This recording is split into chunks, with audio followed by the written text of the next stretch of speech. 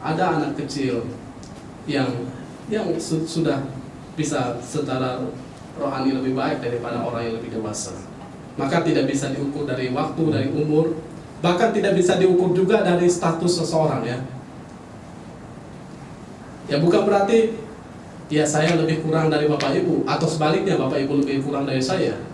Secara pertumbuhan rohani kita sama-sama berjuang untuk meningkatkan pertumbuhan rohani kita di hadapan Dia. Ya kalau saya lebih, ya mungkin saya lebih duluan.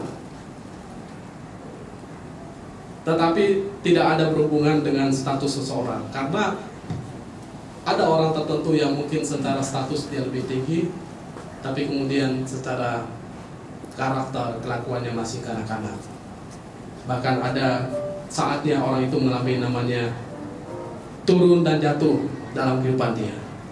Tapi kalau kita perhatikan sebaliknya, ada orang yang sudah lama juga masih seperti bayi rohani ya, masih harus diperhatikan. Ya jangankan baca Alkitab dengan firman Tuhan, ke gereja saja harus diperhatikan. Ada di lingkungan kami seorang oma senang sekali kalau dia dijemput dia ke gereja, padahal dia bisa pergi ke gereja. Ada seseorang yang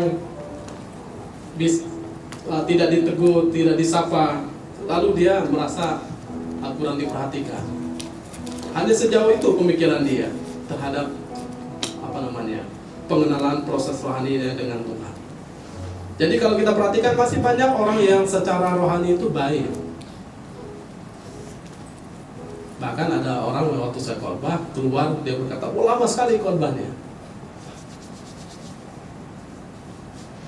Ya karena yang mau didengar bukan seperti yang diharapkan. Nah sehingga kita tidak perlu menjudge orang lain, tetapi kita perlu belajar apakah saya masih sebagai bayi rohani atau sudah dewasa secara rohani. Pertumbuhan rohani sama sekali tidak berkaitan dengan pengetahuan tentang mengerti fakta Alkitab, data Alkitab, atau informasi Alkitab, atau sudah baca dari Kejadian sampai Wahyu berulang-ulang dan berulang-ulang. Itu tidak sama seperti pemahaman kita tentang pertumbuhan rohani. Karena pertumbuhan rohani, jangan salah, ada aspek di mana orang itu memahami tentang apa yang Tuhan ajarkan, sehingga dia dalam penelitiannya, dalam kesungguhannya, dia tahu maksud apa yang Tuhan sampaikan kepada dia. Lalu dia mau mengerjakannya dalam hidupnya.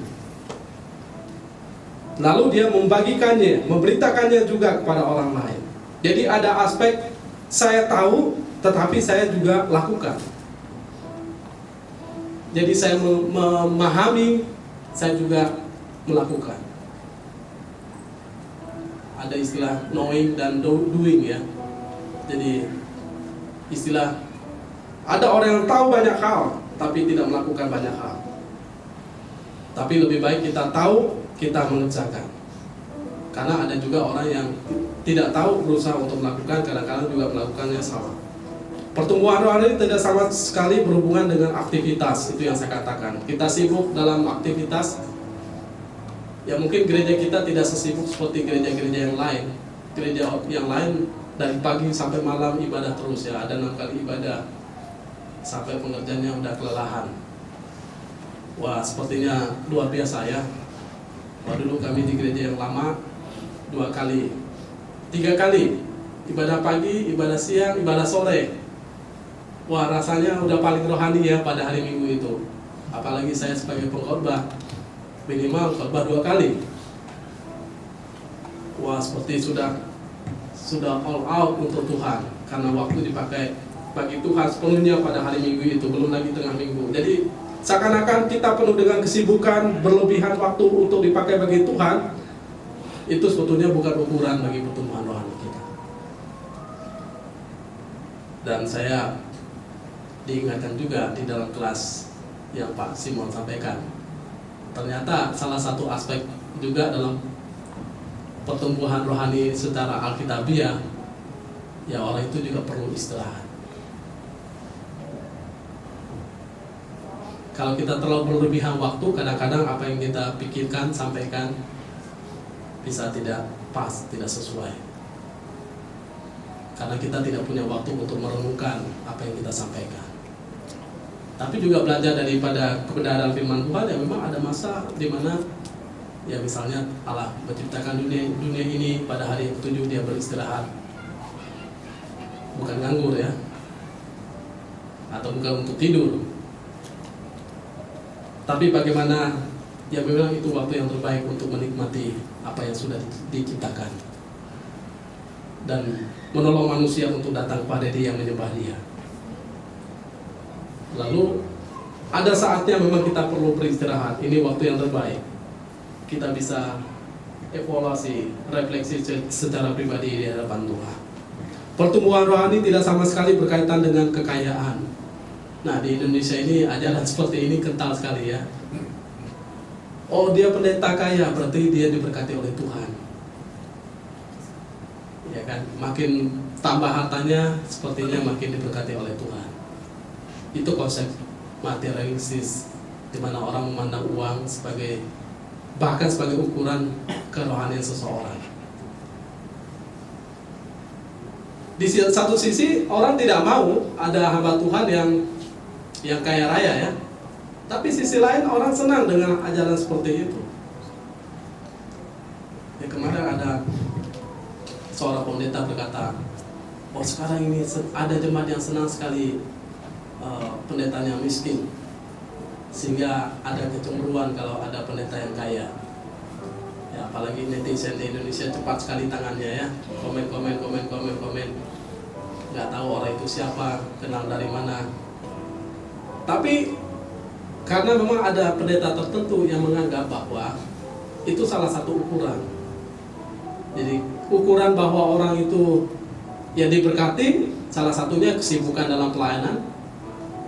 Ya, berikutnya adalah ada harta benda yang makin bertambah, rumah makin bertambah, ya kan, mobil makin bertambah dan semakin bermerek. Dan kadang-kadang memang kita perhatikan Tuhan mengizinkan seseorang kaya, tetapi itu bukan tanda daripada pertumbuhan rohani. Kalau kita perhatikan murid-murid, apakah mereka tidak rohani karena mereka kurang kaya? Malah Yohanes berkata, emas dan perak tidak ada padaku, tetapi dalam nama Yesus Kristus. Sepertinya miskin sekali ya. Tetapi itu kekayaan yang lebih kaya daripada hal yang lain. Ya, kalau kita berbicara tentang iman Kristen, pertumbuhan rohani. Tapi kalau orang menganggap kekayaan itu nilainya materi, pasti mereka berpikir ya orang kaya itu mereka lah yang diberkati oleh Tuhan. Jadi ukuran seperti itu tidak menjamin. Bukan berarti kita yang dalam takaran bagi orang tertentu kita miskin menjadi tidak rohani ya. Tidak. Itu bukan ukurannya. Sehingga kita perlu hati-hati dengan pengajaran seperti itu. Maka kunci pertumbuhan rohani, ya hari ini kita masuk ke dalam bagian yang pertama. Berpeganglah pada Alkitab. Di dalam Mazmur 119 ayat 105, pemazmur berkata, firman-Mu itu pelita bagi kakiku dan terang bagi jalanku. Di Mazmur 119 ayat 74 dikatakan bahwa betapa aku senangi Taurat-Mu ya Tuhan. Jadi ada suatu kedalaman, kerinduan, keseriusan bagi orang yang memang mau bertumbuh secara rohani, yang mereka harus dekat dengan firman Tuhan, dekat dengan pengajar firman Tuhan yang benar. Ya, saya waktu sekolah teologi memang banyak ditolong oleh pengajar-pengajar yang luar biasa. Tapi juga saya banyak belajar secara otodidak, mendengar di YouTube. Ya, jadi seperti John MacArthur, Steve Lawson, dan beberapa memang saya mendengar dari YouTube. Saya sangat ditolong dalam pemahaman-pemahaman yang mereka berikan. Dan itu sangat menolong kita untuk mengerti bahwa ya memang Alkitab itu pegangan bagi kehidupan kita. Ya, jadi sejauh mana kita memahami bahwa Alkitab itu penting, ya sejauh itu juga kita akan berpegang padanya. Ya kalau kita menganggap bahwa Alkitab itu tidak penting, maka yang terjadi tadi, kita akan mendengar nasihat-nasihat, kita akan mencari sesuatu yang sifatnya kuasa, mujizat, pengalaman dramatis, ya kan? Kita akan mengejar guru-guru yang dianggap hebat, yang banyak followersnya, atau kita mencari gereja yang penuh dengan entertain, ya kelap-kelap lampu, ya kan? Banyak yang tampil, lain sebagainya. Padahal ya memang itu bagian, tetapi bukan sesuatu yang lebih utama. Kita harus berpegang pada gereja yang mengajarkan kebenaran firman Tuhan.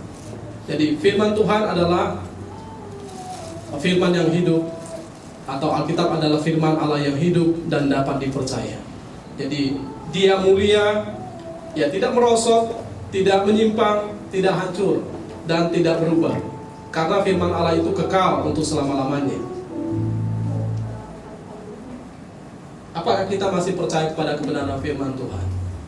Atau kita menganggap firman Tuhan itu ya udah tambahan saja dari apa yang kita perlukan? Atau kita menjadikan firman Tuhan ini sebagai landasan bagi kehidupan keluarga kita, bagi pelayanan kita, bagi ya pekerjaan kita, bagi segala aspek? Kita kembali lagi kepada kebenaran firman Tuhan. Ya kalau kita menjadikan firman Tuhan sebagai pegangan, berarti kita mengembalikan segala sesuatu yang kita perlukan dalam semua aktivitas hidup kita kembali lagi kepada terang firman Tuhan. Karena kalau kita perhatikan orang-orang Israel ya, mereka sejak kecil disuruh untuk mengajarkan Taurat Tuhan kepada anak-anaknya. Kita bisa melihat itu di dalam Ulangan pasal yang ke-6, di mana memang ya kalau kita mau anak kita tidak tersesat dalam cara-cara dunia ini atau budaya-budaya dunia ini, ya kita harus mengembalikan anak kita kepada kebenaran firman Tuhan. Tidak bisa keluar daripada situ. Ayat yang keempat dan seterusnya saya baca buat kita. Ulangan pasal 6 ayat 4 dan seterusnya. Dengarkanlah hai orang Israel, Tuhanlah Allah kita, Tuhan itu Esa. Kasihilah Tuhan Allahmu dengan segenap hatimu, dengan segenap jiwamu, dan dengan segenap kekuatanmu.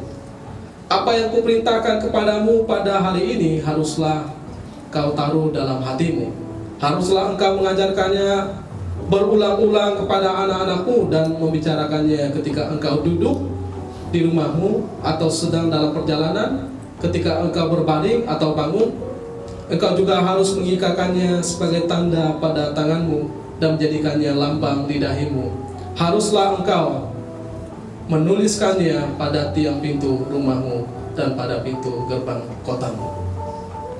Jadi supaya mereka mengerti kehendak Tuhan, orang tua itu harus mengajarkan kepada anak-anaknya berulang-ulang dan berulang-ulang.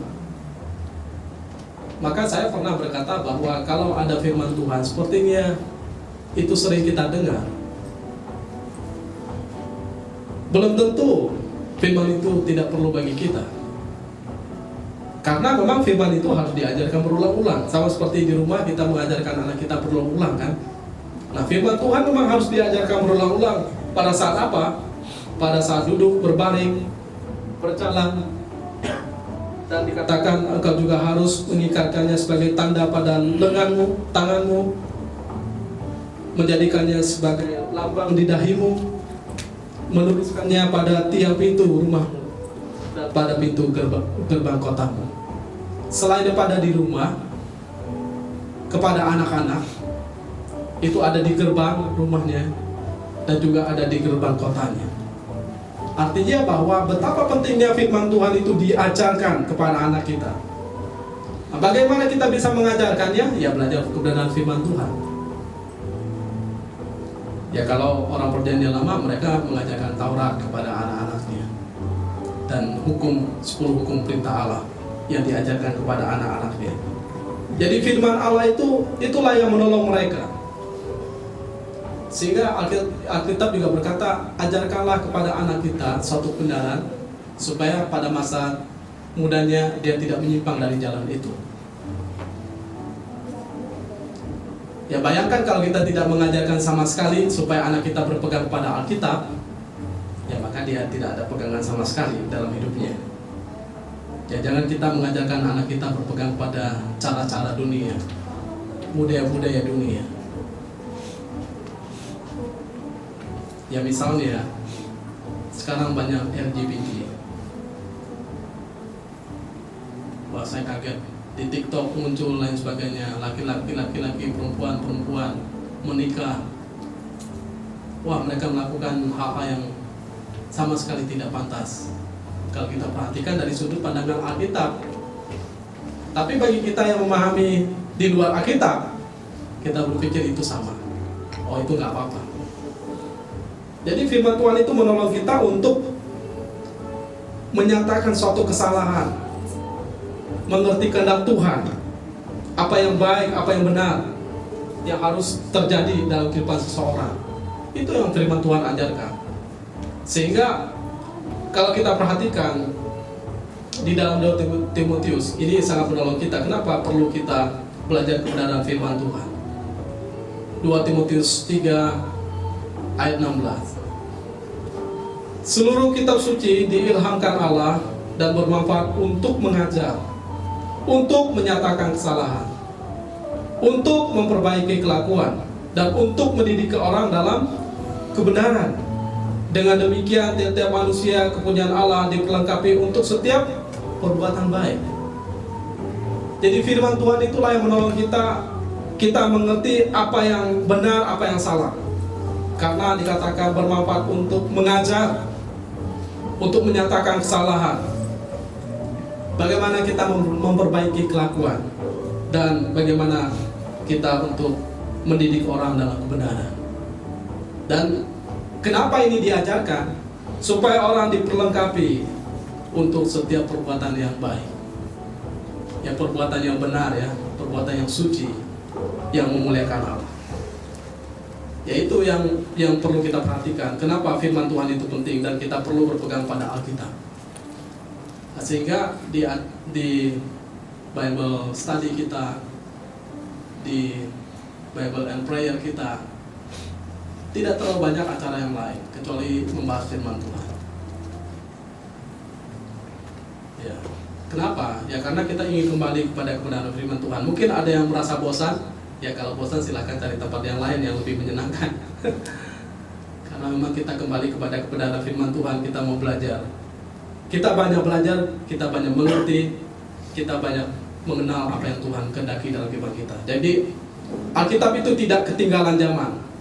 Ia menyelidiki hati, memberi kehidupan, memberi makanan kepada orang percaya. Ia mengubah hidup, memperbarui pikiran dan hati seseorang. Jadi siapa yang bisa mengubah kita? Saya nggak bisa mengubah Bapak Ibu sekalian. Demikian Bapak Ibu sekalian tidak bisa mengubah diri. Yang bisa mengubah kita adalah Tuhan, Roh Kudus melalui firman-Nya yang diterangi dalam hati kita. Sehingga dikatakan, ya bagaimana seorang muda dapat mempertahankan kelakuan yang bersih? Ya dengan menjaganya sesuai dengan firman Tuhan. Kalau kita takut melakukan dosa karena kita takut ada orang lain, itu berarti ketakutan kita hanya sebatas di mana ya karena orang lain tidak lihat. Tapi kalau kita takut berbuat dosa karena kita tahu ada Allah yang lebih besar, yang tahu meskipun orang tidak tahu, ya berarti itu ketakutan yang secara rohani, ya. Ya kita takut karena ada Allah yang hidup yang memperhatikan kehidupan saya sehingga saya takut berbuat dosa. Nah, itu salah satu pertumbuhan rohani dalam hidupnya. Ya saya membaca tentang Yusuf. Menarik, Yusuf nggak takut karena ada orang tuanya atau ada orang lain. Dia takut karena ada Tuhan. Dia berkata, bagaimanakah saya melakukan dosa yang sebesar ini dan melakukan kejahatan di hadapan Allah.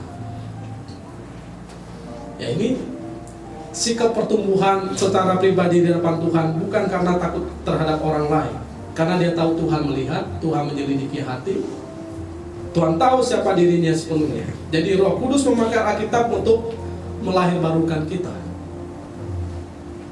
Sehingga Tidak heran misalnya ada khotbah yang biasa-biasa saja, kok ada orang yang balik kepada Tuhan, percaya kepada Tuhan. Ya sebetulnya bukan masalah biasa-biasa saja, tetapi apakah firman Tuhan itu disampaikan atau tidak. Masalah cara, masalah bagaimana, itu hal yang lain. Tetapi bagaimana kita membaca, memberitakan firman Tuhan, ya sesuai dengan firman Tuhan itu sesungguhnya. Ya sehingga orang bisa bertobat. Jadi firman Tuhan itu melahirbarukan kita. Dia mengoreksi hidup kita. Dia bahkan menopang kita dalam kehidupan rohani kita. Sehingga dikatakan firman Tuhan itu seperti susu yang murni, menolong setiap orang percaya dalam pertumbuhan. Itu yang dikatakan di dalam 1 Petrus 2 ayat 2. Jadi firman Tuhan itu seperti susu yang murni yang kita butuhkan, sama seperti bayi membutuhkan susu yang murni dalam pertumbuhannya. Maka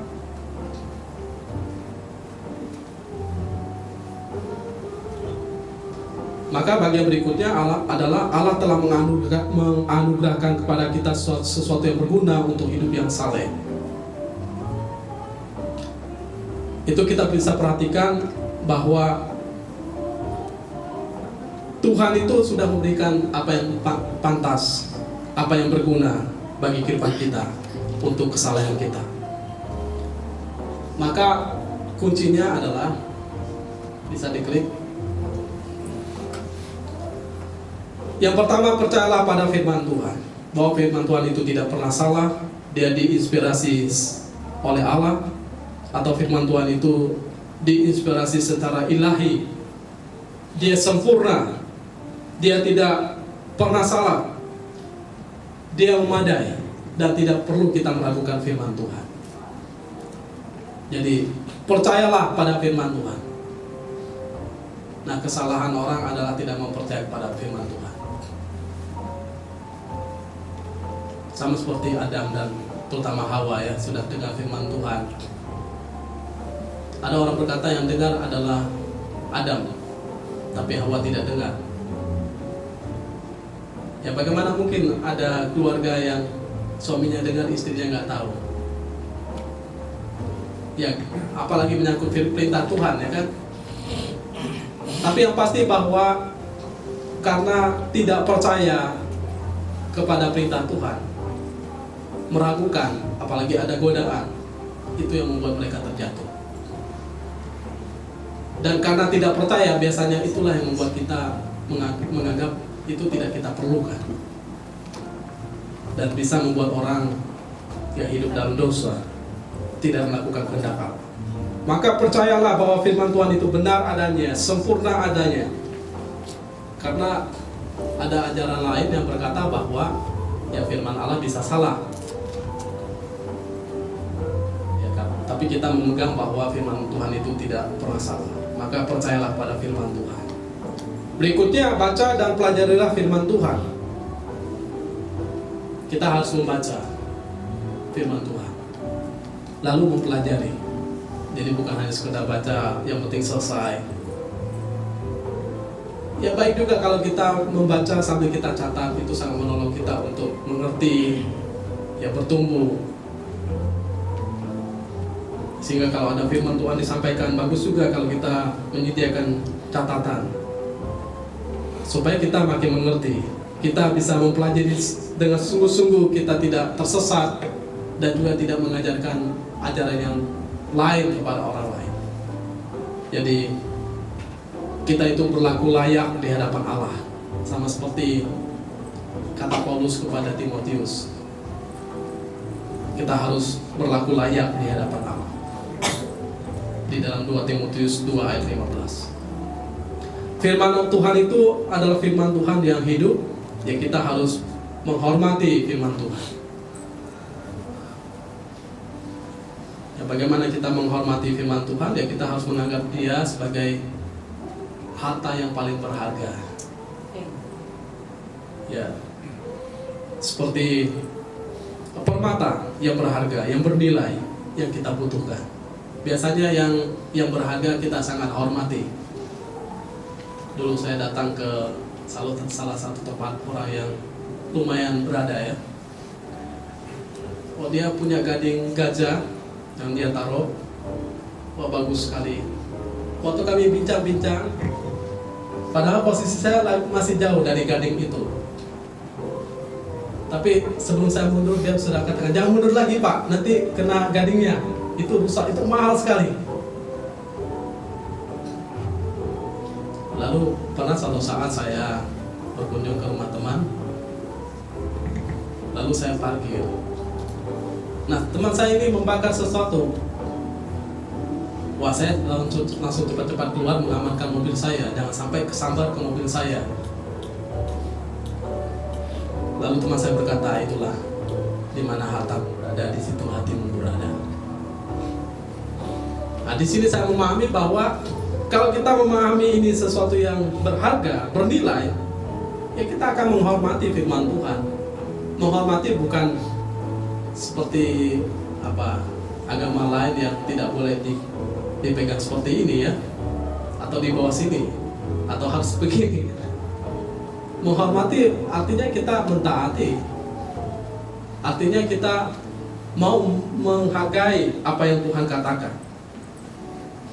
Menghormati firman Tuhan menjadi pegangan bagi kita, dan itu salah satu penghormatan kita, memegang firman Tuhan, sehingga kita berlakukan bukan dengan cara-cara kita menempatkannya bagaimana atau memegangnya bagaimana, tetapi bagaimana kita memperlakukan firman itu sebagaimana kita memperlakukan Tuhan yang berfirman.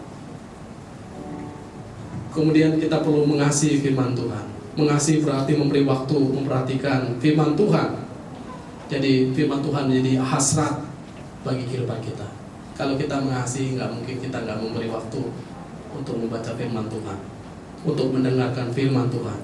Atau tidak mungkin kita tidak memiliki hasrat untuk berpegangan hidup padanya. Lalu berikutnya, taatilah firman Tuhan, karena ketaatan adalah respon yang tepat.